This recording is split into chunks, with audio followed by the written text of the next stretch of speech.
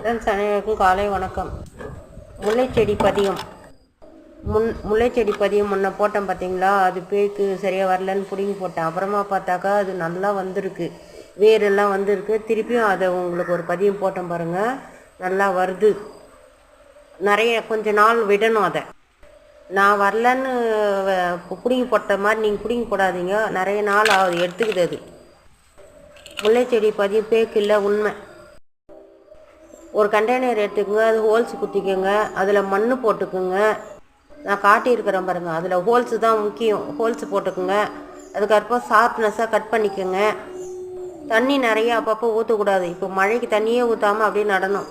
நட்டு அசைக்காமல் ஒரு இடத்துல வச்சிடணும். நல்லா செடியான பிறகு எடுத்து வேறு பாட்டில் மாற்றணும்.